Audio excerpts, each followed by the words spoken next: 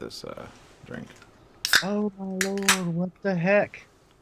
87-year-old woman's body found inside garage refrigerator. It's all Uh, morbid. it really is. Oh my god, I'm not even trying anymore.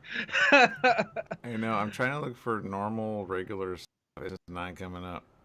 I'm like, right? Did someone get robbed or stabbed? Nope. Everyone just gets put in the refrigerator.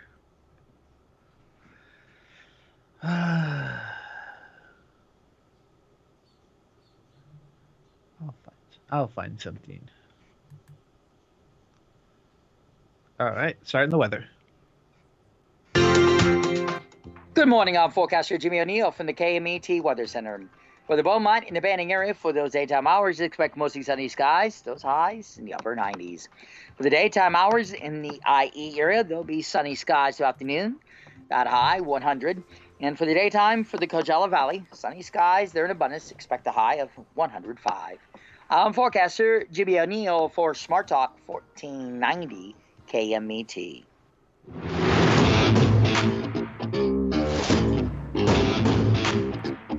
That's right. It's the morning show here on ABC News Radio KMET 1490 AM. I'm Aaron Michael Sanchez. Good to have you with us. In the wings over there is Jesse Sanchez. Good morning, Jesse.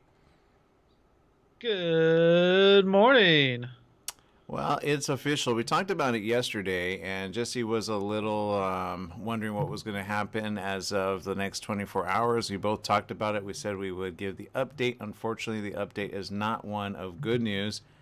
It's one of which we were kind of saying would probably most likely happen. And Jesse, what's the latest update that you found? Is this about Gabby? Mm-hmm. So, yeah, yesterday they confirmed that the body that they discovered in Wyoming was actually Gabby, which is really sad, and it brings so many more questions. Like, if they had to do a autopsy or some type of examination of the body to figure out if it's her, the only thought in my mind is how messed up was her body when it was discovered? And it's just like it's so many more morbid questions I really don't want to think about. Yeah, I think if anything, it's a good awareness of situations that can happen quite suddenly and to take it very serious. I think yesterday when we reported on this case and we knew of the situation where they actually got stopped by police officers, and evidently it was seen that she was kind of the one in the wrong, so to speak, the way they kind of put it. Even though they separated the two, you really do have to take these things kind of seriously. Sometimes people are like, oh no, it'll blow over. And more often than not, it will blow over. But the lead up to it doesn't sound like a good situation for anybody to find themselves in. And unfortunately, that's exactly what happened in this situation. It went from bad to worse. Now, nobody's saying exactly that he did do it, but as of late, some people are actually weighing in on this. If you remember, of course, John Walsh, who's the former host of America's Most Wanted, which I used to love watching. Did you ever watch that, Jesse? Oh, I love John Walsh. He's awesome. I used to watch that show all the time. What was it? America's Most Wanted? Yeah, America's Most Wanted. Yeah. Yeah. Oh, I love that show. Yeah, I remember. I think it was an episode. I forgot what it was, but it was an episode of a comedy, and in that comedy, they're like, "He's wanted for murder," and they don't realize that they're watching one of the remakes, like because they have the actors reenact those moments, and so they were like the act, but it was wrong. It's always they show the face at the end of who the actual person. They just reenact with live actors. But having said that, so he weighed in on this situation. And he's now the host of In Pursuit. But he's joined the search for Brian Laundrie and expressed skepticism over whether anyone actually saw Laundrie in his home after he returned from a road trip with Gabby Petito. He said to CNN, "I am of a different persuasion and a different philosophy on going back to the swamp. I think he was never there." In other words, you're wasting your time, is what he's saying. Laundrie returned to his family home in Northport, a city near the nature reserve in Sarasota County, on September 1st, 10 days before Petito's family reported her missing. Now, Petito and Laundrie had gone on a cross-country trip together. Laundrie refused to assist authorities in the search, invoking his Fifth Amendment right. That in of itself is a really bad situation to find yourself in. I think they should have put like a tail on him the entire time.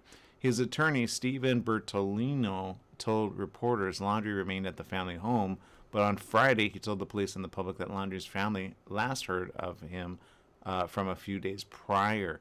The FBI on Tuesday confirmed that remains found near Grand Teton National Park in Wyoming were Petitos, and said her death was a homicide. Walsh, who previously hosted America's Most Wanted, said he didn't believe Laundrie, whom authorities consider a person of interest in Petito's disappearance, ever went to the Carlton Reserve. His parents and the lawyer on the phone bought him 4 days to get out in front of this. And he's not wrong. He's seen a lot of murderers, a lot of killers. He's come, in many cases, by having America's Most Wanted, been able to help the public to identify certain people and get their stories out and then spread that information far and wide. He knows minds more than anybody. But on this, he questioned the family's claims that Laundrie had gone and to the reserve, and described it as unusual that the family found his Ford Mustang and left a note for him to return. Walsh said, in a 60,000-acre preserve, they just found his car, adding that there were reports the car didn't leave the driveway, and when the family said it did. The police searched the family home Monday, declared it a crime scene. A tow truck removed the car. The family said Laundrie drove to the reserve. Investigators could also be seen with large cardboard boxes and evidence bags. Walsh was more concerned over the lack of reports of anyone seeing Laundrie in the home. Walsh said he'd been asking reporters, he said, quote, has anybody seen any confirmation that he was in that house? What if he came back with the van? He was there for 10 days. Great amount of time to prepare for an escape. And that's what people do when they know people are looking for the body. They just take the time, they get out of it, and then they run, right? I mean, doesn't that make sense, Jesse? It really does. They should never have let him out of their sights at all. But Yeah. you know what? I'm excited that John Walsh is going to be back on the air with a new show. And if John Walsh is on this, I have high hopes that this dude will be found quick. Yeah. So you're looking up In Pursuit? I will now. Yeah, look it up because I want to know information about that. I haven't seen that show, by the way. I don't know what it airs on. But on this, Walsh said, what if he came back with the van? He was there for 10 days, great amount of time to prepare for an escape. He suggested the family could have taken a photo of their son next to a newspaper with the date showing as proof he was there. In other words, he knows and he hasn't said it. The police dropped the ball on this. The investigators completely dropped the ball, and the detectives did the stupidest thing possible by letting him walk away and not following him. It's an obvious situation. Now, I'm not saying he's guilty, but if he were not guilty, this would be a much easier case. If he was her fiance, he would try anything possible to try to get them to get to the information. But the fact that he has run like this just shows, hello, there's something you haven't said to anybody. Walsh said, quote, all this time the FBI and the Northport police have been going on the word of the lawyer, which you never do. That's the stupidest thing. Bertolino, that he's in the house. It wasn't everyone surprised when they called up Friday and said he'd been gone since Tuesday. Laundrie is considered a person of interest, not a suspect. He has not been charged with a crime over Petito's disappearance or death. The FBI and the Northport Police Department didn't respond to requests for comment at the time of publication. Now, having said that, will it happen that way? I don't know. But the fact of the matter is, she is no longer alive. And the fact that he kept quiet like this just shows that there's a huge bit of information he's holding on to. And that in and of itself, I get it. Lawyers try to do things for their ones that they represent. They're put in a hard way as well, so they try to do as much as they can. But detectives always need to go next level and do what they need to do as well in order to make sure people are safe. So, Jesse, what did you find out about In Pursuit? So, In Pursuit with John Walsh. You know what? This show's been going on for at least 2 years. I'm kind of sad that I didn't know about it. I know, right? Apparently, it's on Discovery TV, but apparently it's also on Hulu, YouTube TV, Sling TV. Okay, all right. So, since I have Hulu, I might give this a watch. Yeah, it's on Investigation Discoveries. Murder Channel. Gotcha. Yeah, and this is actually good stuff because I recently talked to an individual, which we'll have on the show in the coming weeks, where she actually did a documentary on her own life in a situation where she was bound and held away, and it was a very difficult time. She got raped, and there was just a whole bunch of things. But she came up to me at a film festival. She goes, "I remember talking to you, and you gave me some words of wisdom," and I was like, "I'm glad it worked." And then she says, "But there was a new situation that just happened that somebody saw my documentary, and John Walsh even got a hold of it, and it was confirmed the guy that I couldn't fully identify was responsible for like 108 other murders." And this came out, yeah, with John Walsh and a bunch of other reporters, I think in a Florida newspaper or so. And she's like, "I finally have closure of this situation and this man. He's been dead, but it was confirmed one of many."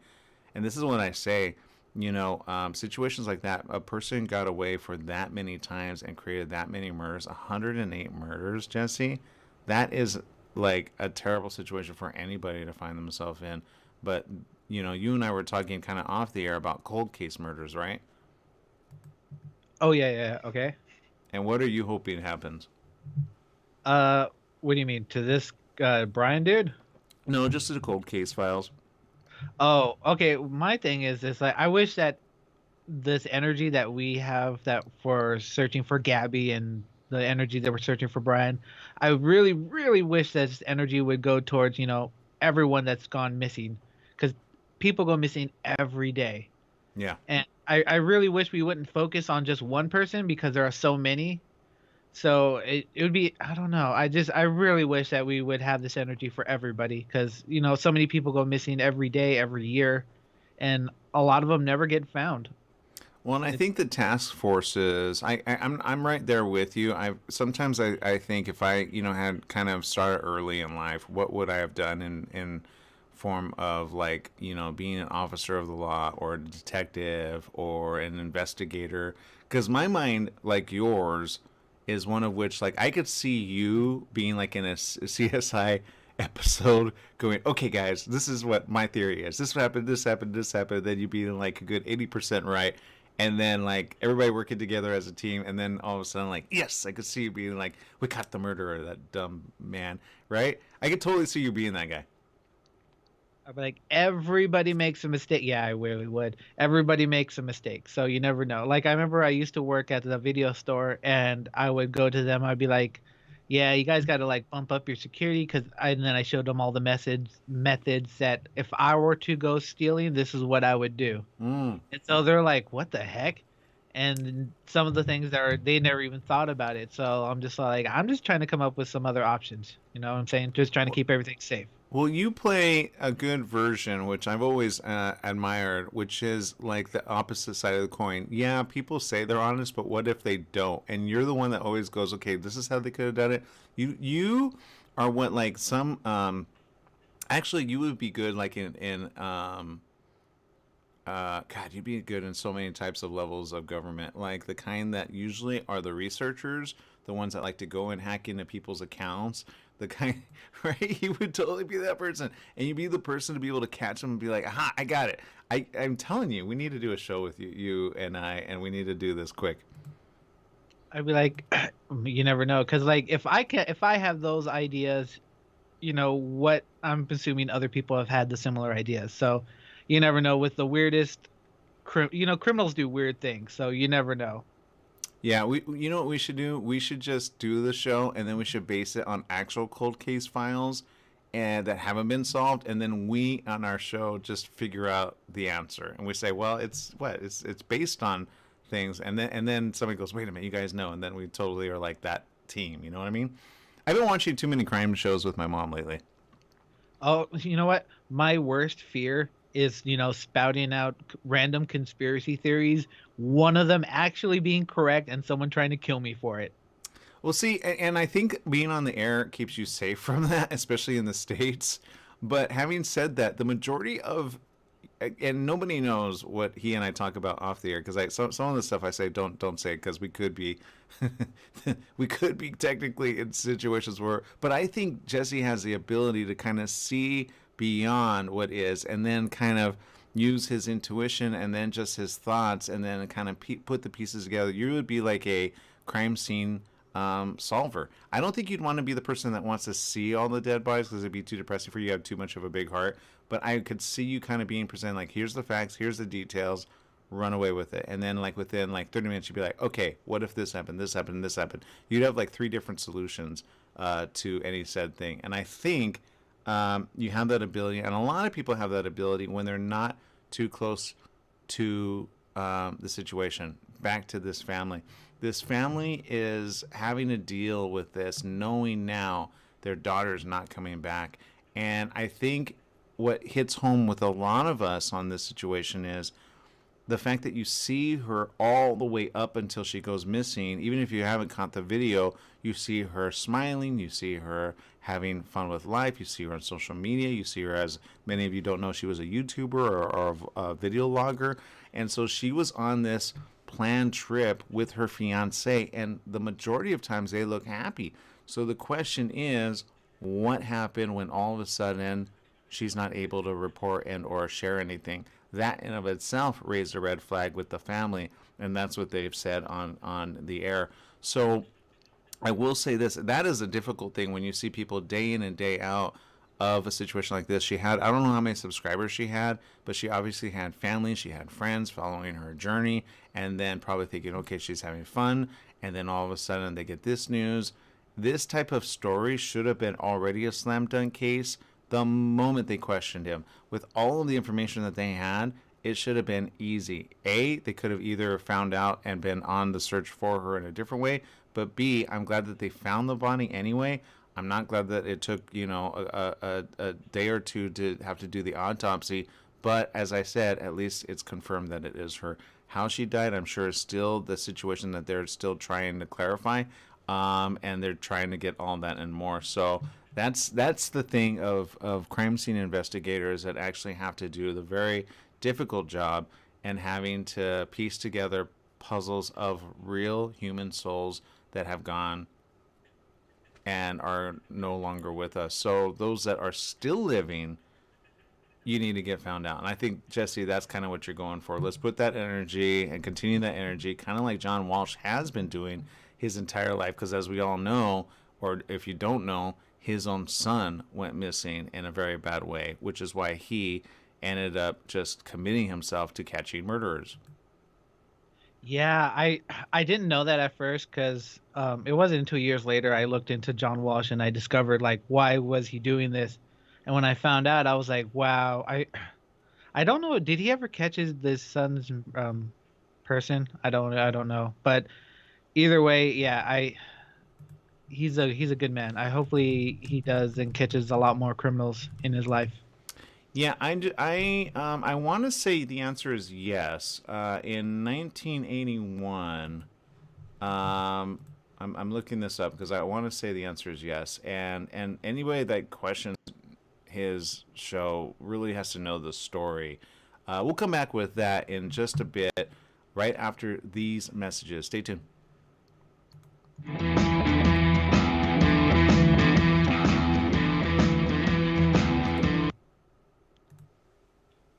So, do you know what the problem is with influencers and YouTubers and stuff like that share their lives?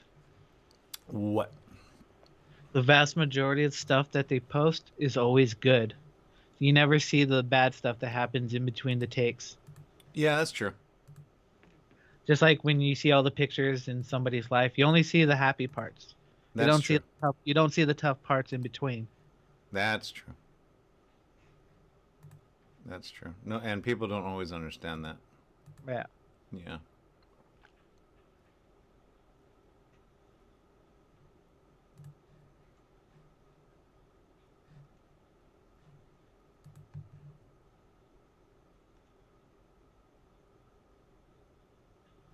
Yeah. Oh, this was terrible. Yeah, a serial killer who died more than a decade ago. Let's see. This was published. When was this published? This article was published in 2008. Okay. Um. But he's the person who decapitated John Walsh's 6-year-old son. Are you serious? Oh my god. Yeah. And I the didn't know the announcement full. brought to a close a case that has haunted the Walsh family for more than 2 decades. Well, that was since then, so it's been another um, like 14 years since then. Uh, Launched a television show about the nation's most notorious criminals and inspired changes in how authorities search for missing children. John Walsh said at the news conference, "Who could take a 6-year-old and murder and decapitate him? Who? We needed to know. We need to know, and today we know that not knowing has been a torture, but that journey is over." His wife, Reeve, at one point placed a small photo of their son on the podium. Um, the suspect, Otis Toole, had twice confessed to killing the child, but later recanted. He claimed responsibility for hundreds of murders, but police determined most of the confessions were lies. Toole's niece told the boy's father, John Walsh, her uncle confessed on his deathbed in prison that he killed Adam. Well, at least he confessed at the end. Oh my god. Police said Toole was long the prime suspect in the case and that they had conclusively linked him to the killing. They declined to be specific about their evidence and noted that they had no DNA proof of the crime, but said an extensive review of the case file pointed out only to Toole, as John Walsh long contended. Oh, that right there. When you know the murderer is walking free, and 20 seconds. you just know it. Yeah. That's why I admire John Walsh. Yeah. That's terrible. All right, let's do some shout outs. Let's see. 10 seconds. Here we go. Just a few seconds. Welcome back. Welcome back. Yes, Yes, the morning show here on ABC News Radio KMET 1490 AM, and we are picking up with some information. If you ever know about John Walsh, and you know about America's Most Wanted. A lot of people, of course, no longer watch America's Most Wanted because technically it's not on the air anymore. But In Pursuit is a show which can be seen on Investigator Discovery. And with John Walsh having all of the ties that he has, since he's committing to finding this man as well, I can almost guarantee this man's going to get found out pretty quick.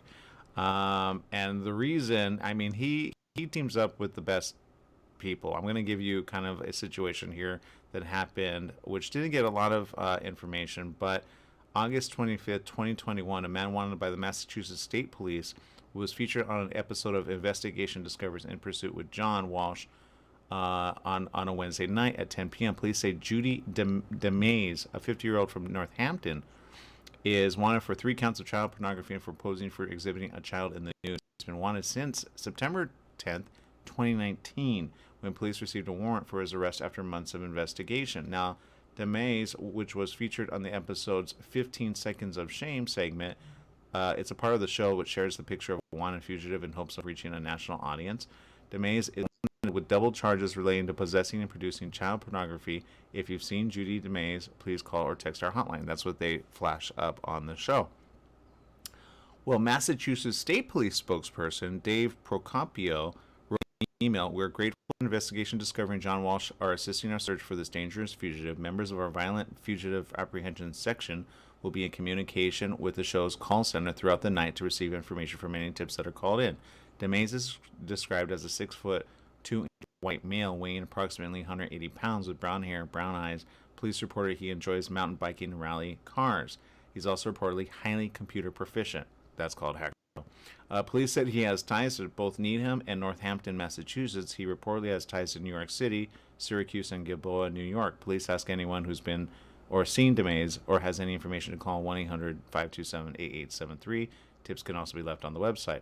Now, Procopio wrote, "We, along with Northampton Police, want nothing more than to secure justice. We're hopeful the show will generate new leads for us too." Now, again, these are the type of things that they feature, and usually within so much time, these people end up getting found out because people share information like crazy. Now, I will say, with social media being what it is now, I think they can go next level by having it kind of broadcast on the air as well on Facebook, YouTube, and others, because if they're going to get information out, like, I can guarantee you, I want to watch this show now just to make sense of it all. But if this were like in your neck of the woods and you saw a particular face and you said, wait a minute, I know that guy. I need to like make things right because you didn't know. Maybe you saw him and maybe you just kind of came across him. Maybe you dated the guy and you're like, I didn't know this was his case, but he seemed a little off or weird anyway. Because there's situations like that all the time, right, Jesse, where it's like, okay, what's going on? So this is this guy, Judy DeMays, and I'll kind of bring it full screen here for you guys to see. But this is what was featured on his show. Okay, so it's the most wanted, and you'll see the information there. And it's 1-800-CAPTURE with a K, KAPTURE. If you have information on that, again, you never know. Again, this is Massachusetts, but sometimes these people travel and they travel out of state for the reason that they can, and so they do. And so if you know something about that, then please do, again, get that information out, and you'll find out and probably save a life in so doing. So these are the type of things that happen. Now, back to John Walsh. We were talking about John, and for those that don't know the story, here's the story of John Walsh. While I will always respect the man because he himself has had to do probably the hardest thing ever, and it is get over the death of his own son, Adam. Now, Adam was murdered in 1981, and he was of Hollywood, Florida.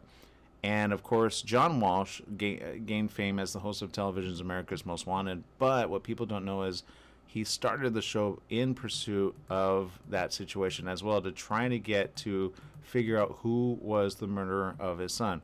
Now, having said that, it later was confessed later, but it was a really bad situation. And if you look at this boy, Jesse, back to, taking the energy of what people have, the boy is seen here as such a loving young boy, but he was actually decapitated.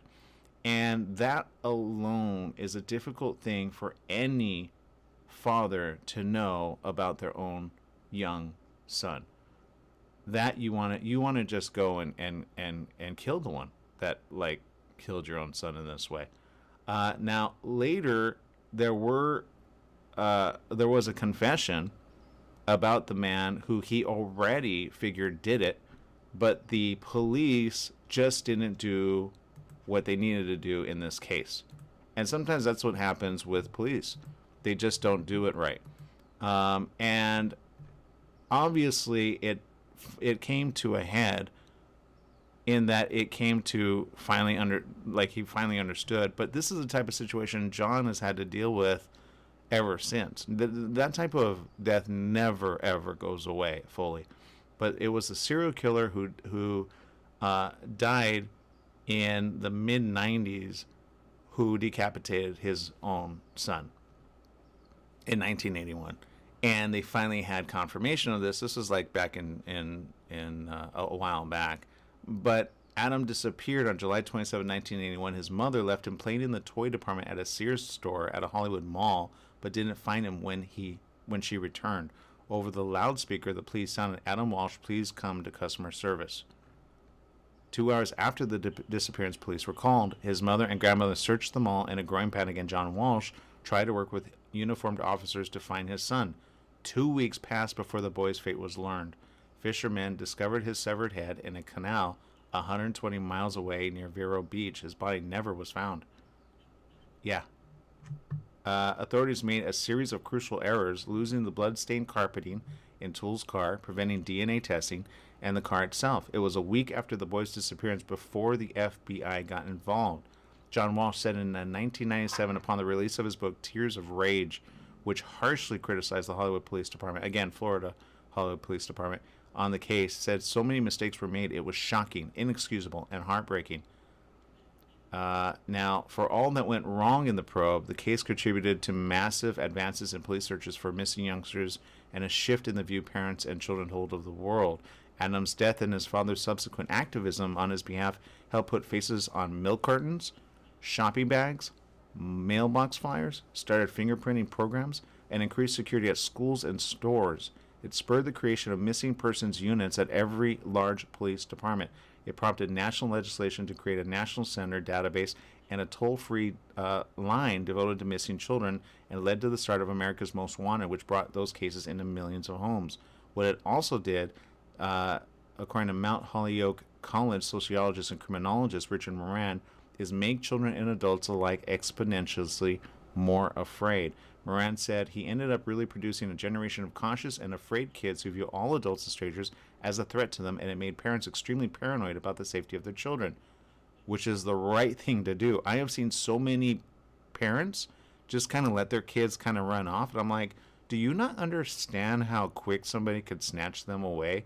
And that's exactly what happened with John's family. Guaranteed the mom, even up till today, still has a problem with having let him go and have fun in the toy aisle. How many people go into Target or Walmart and just let your kids kind of run free? But if I told you this, you'd be like, yeah, but it's not going to happen. If it happened in 81, what can prevent it from happening ever again? Right, Jesse?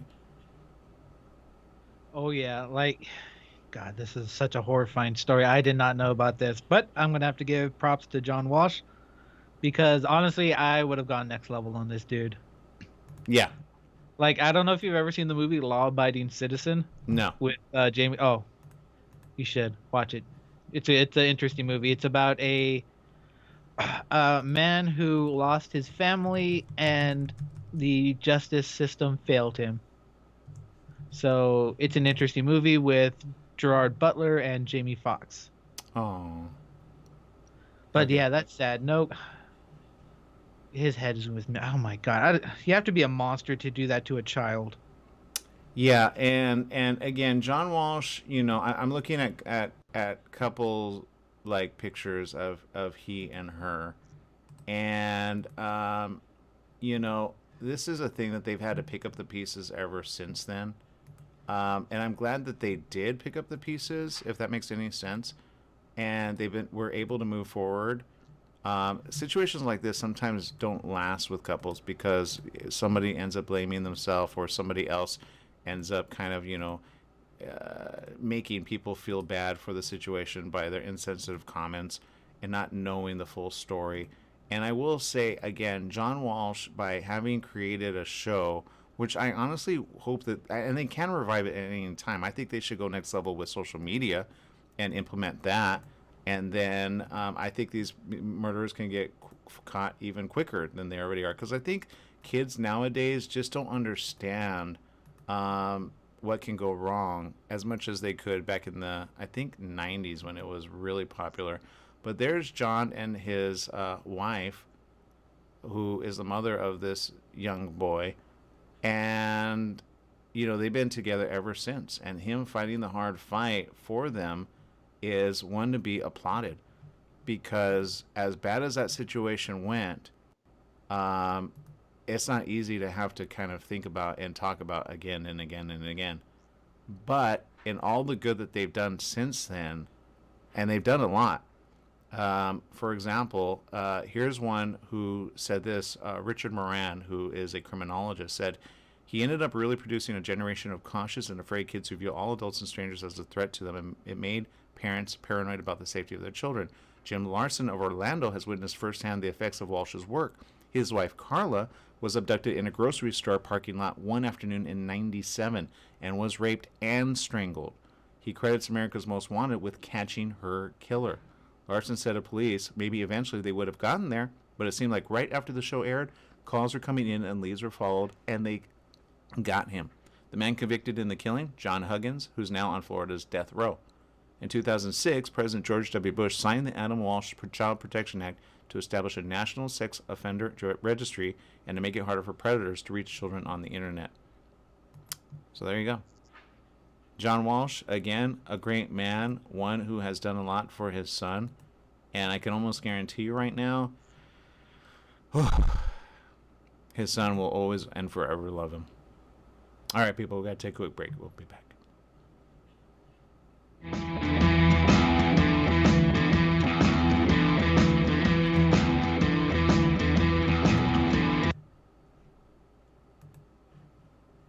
Good Lord. You blew my mind with the... I did not know he was beheaded. Yeah.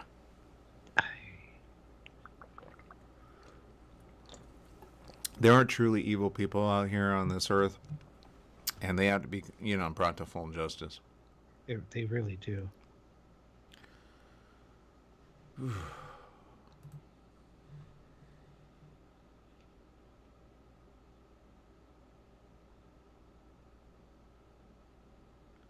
All right. Let's go to social media comments while you guys are on the air. We know you guys are like, what's going on? We don't play the ads all the time. Let's see. Let's do a shout out again. Stephanie Reed says, hello, happy editing this glorious sunshine, awesomeness, busy day ahead, and have to go back to the dentist for our filling and root canal next month. Oh, no, that's no fun. That's no fun, right, Jesse? That's no fun. I've had to do it. It is painfully terrible. Rosalie Huerta Madrigal says, hello, Rosalie. Good to have you with us. Viviana says, good morning. Stephanie Reese says, I know that Amanda Berry has a segment on Fox 8 Cleveland to bring missing people home safe. I will say I did see a missing boy situation over here. Hold on. And it came up on my social media. It really did. This might be it. No, this isn't it. There was a TikTok I watched, and it was a comedy skit, but God. during the skit, if everyone did this world would be a better place. And what happened was, it's just some random people, they're playing video games, and they get those Amber Alerts on their phone? Yeah. So what happened was, it showed an image of all the people, they got an Amber Alert on their phone, so they're like, oh no, so they run outside, they all look at each other, they're all like, where's he at? And they just happen to see the car drive by. They're like, oh, let's get him. But you know what I'm saying? It's just like, if everyone stopped for 20 minutes, looked around. Yeah. And then, you know what I'm saying? Mm-hmm. Yep. Yeah, I'm trying to find. They come up so many times, it's hard to keep track. Oh, here it is. One boy found, one still missing in Altadena. Okay. Hold on. So was he found? Let's see. It doesn't look the same. Oh, okay. All right. Let's see. I'm going to show this. The one to the left is the one that I saw recently, and I said, oh my God. Like, my heart went out, and I'm like, I don't know the details, but I'm like, what can I do? I don't know what to do. 5 seconds. Coming back.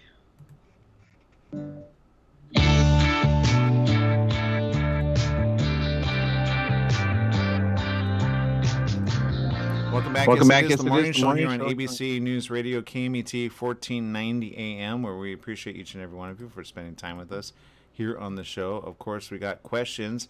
And now Jesse and I are in the mix of it all, of trying to keep that energy going, as he said, to find out things of people, especially young children, which go missing. And recently, I said with social media being what it is, there are so many more answers now that we can get. I think, you just need kind of the information shared in such a way that is like, okay, which is what news agencies do. And sometimes we're presented with news situations, and I go, look, we're not large enough news to send out news vans and to send out people. I don't have that type of, because I self-produce my own show, I don't have that type of funding to be able to send out crews and stuff that major news stations have, like, our local news stations that we have here. For example, since we're an ABC affiliate, ABC affiliates, hard-hitting news have that ability, and there you go. But this is a situation that I recently came across, and I think this is the closest information I have. One of two missing boys in Altadena were found Tuesday, according to LA County Sheriff's Department deputies. Deputy Tracy Corner of the Sheriff's Information Bureau reported that Johnny Martell, who's 12, was found at 4:22 a.m. Now, he is the boy featured on the right, and I'm going to show this to you guys right here, right now.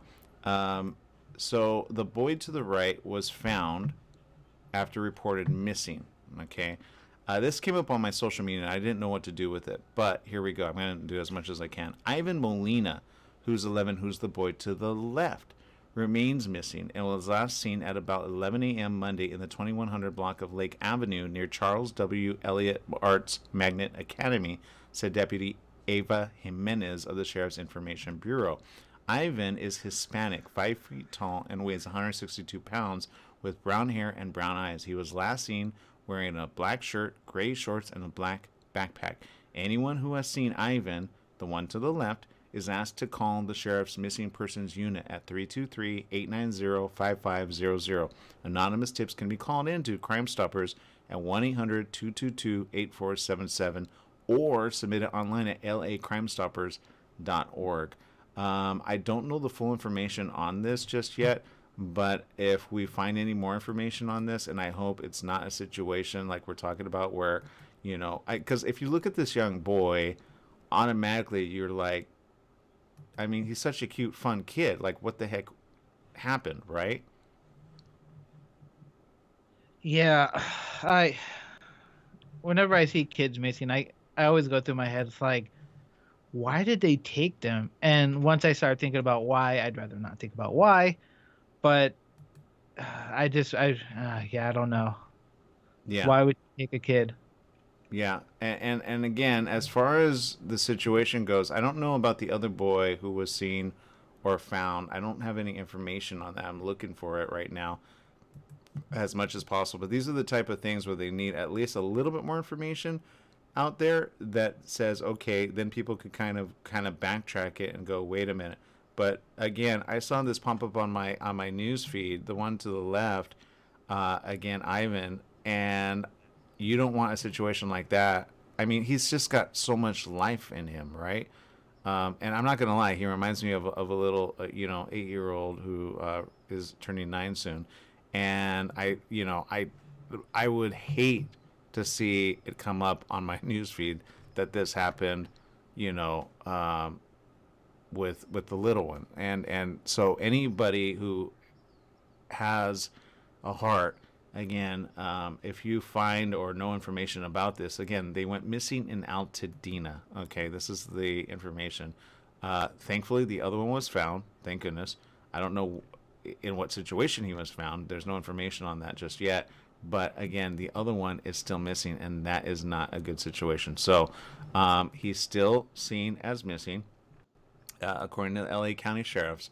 So I'm bringing him up so that you could see this as well. Ivan Molina is his name, and sometimes if you find a child looks familiar, I say, sometimes it's hard because you see him in the moment, and you don't know just right away the situation, but you're kind of like, okay, you keep your eyes open. I know whenever I get those Amber Alerts, sometimes I'm not around enough to go like, okay, but if I'm around, I'm like, okay, note to self, it looks like this. But then it kind of leaves my mind, you know what I mean, after that.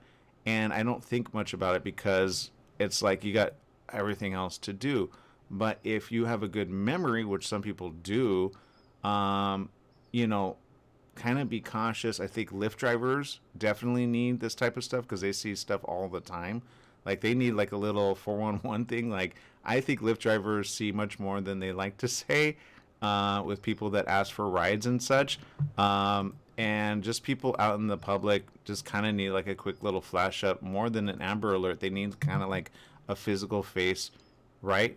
Don't you think? I think. Oh yeah, if they had a physical face in those email or text messages and stuff. Yeah. Like whenever I get it, I always try and remember at least the main shape and color of the vehicle. If I see something, like if I see the color, I'll be like, okay, what are the first 3 numbers of the license plate? Because honestly, remembering the whole thing is such a pain. Yeah, and I will say this, with so many cameras nowadays, everybody has like a camera on their as a doorbell, right? It cannot be that hard to trace down every single place to say, okay, get more information. It really isn't. Now, manpower that you have to devote to these things, I get it, but we don't want these type of things in a bad way. Now I want to broadcast it everywhere to Altadena and then some, because I guarantee people know about this situation, but more information. This is kind of the problem and why I like John Walsh's programs, because he gives more perspective of what happened as like to the lead up and then some. But because this is kind of a recent thing, they always say the first 42 hours are the most important, and then it's the next 6 days after that that is critical before they go missing forever and or dead, because somebody doesn't want to get found out.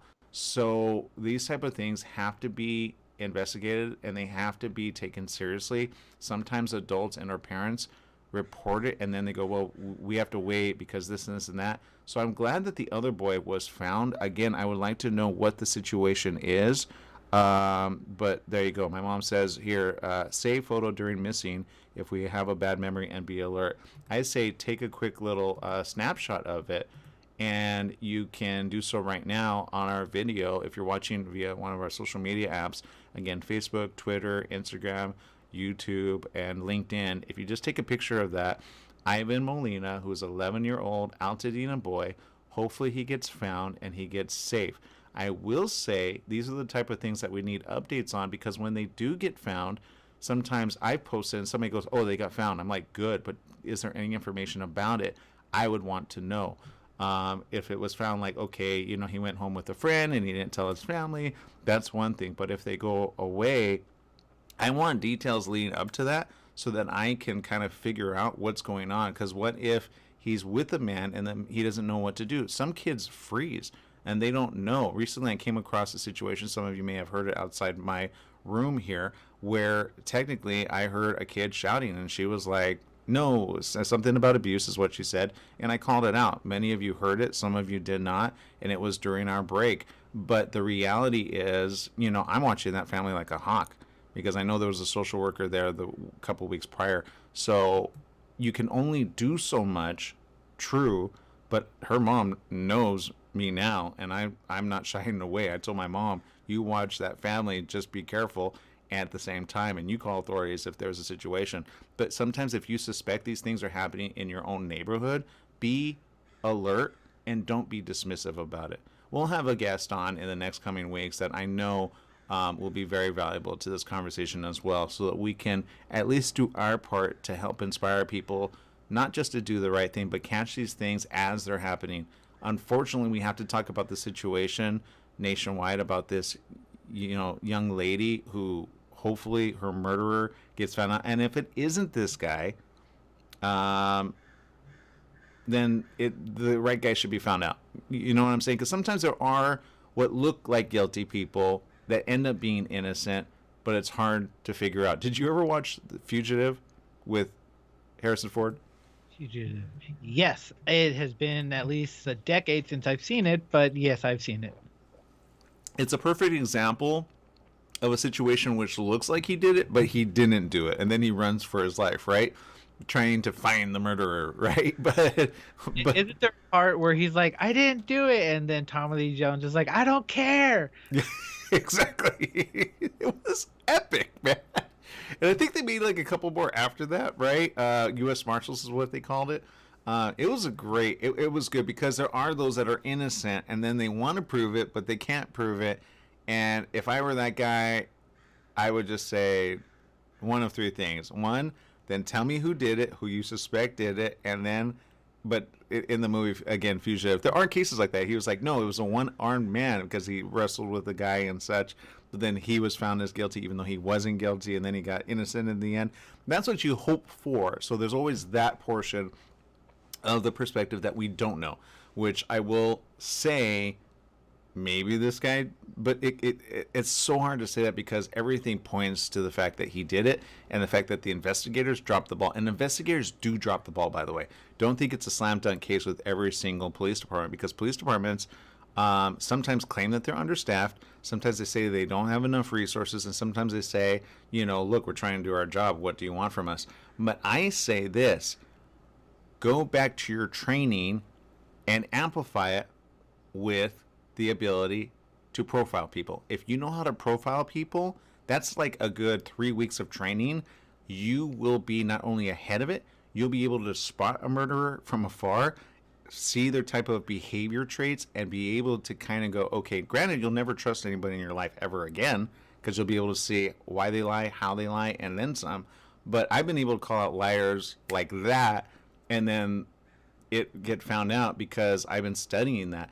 But my point in saying that is, if you study it as well, you'll be able to spot a liar from a mile away. And some of you are married to those liars. I'm just saying, and or they're your boyfriends, or they're your girlfriends, or they're your partners. And you go, you know what? I knew they were cheating on me.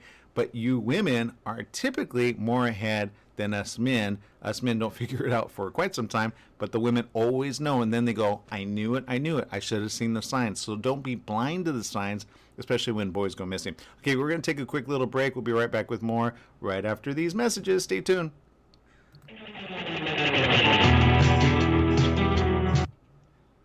Right, you got to be vigilant. Like, I always go back to this story that I tell my mom before I started taking my anxiety pills. So I was always like super nervous. Yeah. So we were in Walgreens and she walked ahead of me, and this is during Christmas season. So I was watching her a little bit distance away because I was doing my own thing. But then I realized someone was watching her. So as she gets in line, I walk up to her, and by that time too, that same guy was like two people behind her when she entered the line. He didn't have anything in his hands. Yeah. So I walked up to her. I was just like, I'm going to walk outside, but I just want you to know that guy, two shoppers behind you, if he exits the store a little bit after you do, then that means he was following you. So as soon as she gets out of the store, I'm already in the car. I'm waving her. I'm like, hurry up, hurry up. And lo and behold, 10 seconds later, he exits the store and following her. And I'm just all like, get in the car. And the moment he sees me that I'm in the car and I'm with her, he keeps walking and just doesn't just he passes by like nothing happened. Yeah, but he got afraid because yeah. So I told her, it's just like, you have to be weary of everybody, vigilant of of who's around you. It's true. And it's just like, because of my anxiety, I had a fear of everyone. So I tend to watch everyone's eye movements, and what they're doing. Yeah. So from that, I learned to watch people's movements, and I can kind of predict what they're doing, which is kind of scary. That's not scary. That's a good thing. But either way, it's just like, the one main thing is I do not like people with their hands in their pockets approaching me. That's the number one thing I do not like. Huh. 5 seconds and we're coming back. Okay. With that, I've never approached you with my hands in my pocket. Don't do it. Welcome back. Yes, it is the morning show here on ABC News Radio, KMET 1490 AM. You never know what you're going to get with us. You really don't. Now I want to do like a crime scene investigator show with all of us and then some, because I know with social media we would be smart about it. We'd be able to get people found out. Again, I'm going to just flash this up because this is a current case, and hopefully he is not in a very bad situation. Critical missing. Ivan Molina, who's an 11-year-old Altadena boy, was last seen in Altadena. Doesn't mean he's still in the Altadena area. He could be in San Gabriel. He could be elsewhere. But he, along with another boy, were declared missing. Thankfully, the other boy has been found, but Ivan still remains missing. Now, having said that, he was last seen at about 11 a.m. Monday, this last Monday, which is, today's Wednesday, so 2 days ago, in the 2100 block of Lake Avenue. Now, for those of you that don't know the area, it's right next to Pasadena. Altadena is just north of Pasadena, to give some people perspective, because people they hear Altadena, they go, where is that? And, I used to think, is that the dairy company? Near Charles W. Eliot Arts Magnet Academy. Ivan, who is 5 feet tall, weighs 162 pounds, with brown hair and brown eyes. He was last seen wearing a black shirt, gray shorts, and a black backpack. Again, if you have a tip or you want to be anonymous, 1-800-222-8477, or submit online at lacrimestoppers.org. That's lacrimestoppers.org, 1-800-222-8477. Anyone who has seen Ivan is asked to call the Sheriff's Missing Persons Unit at 323-890-5500. Okay, we're out of time, people. Make it a great day, whatever you do. Remember, life is worth living. Let's keep those with us alive and well. Bye-bye, everyone.